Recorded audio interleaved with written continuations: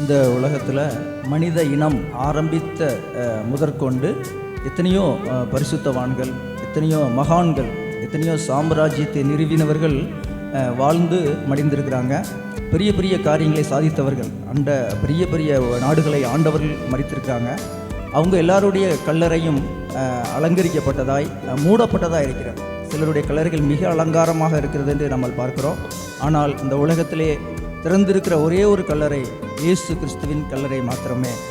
அந்த கல்லறை இன்றும் திறந்து நமக்கு திறந்ததாக, அந்த கல் புரட்டப்பட்டதாக காணப்பட்டு அநேகருக்கு நமக்கு சாட்சியாக காணப்படுகிறது. இயேசு கிறிஸ்து இந்த பூமியிலே 3.5 வருஷம் தன்னுடைய ஊழியத்தை செய்யும் பொழுது அநேக நன்மை செய்கிறவராக அவர் சுற்றி திரிந்தார்.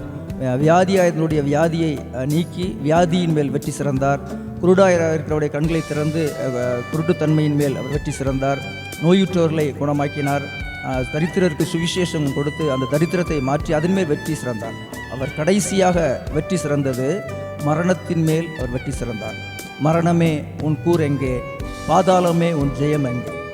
பரிகரிக்கப்படும் கடைசி சத்துரு மரணம் என்று நம்ம பார்க்கிறோம்.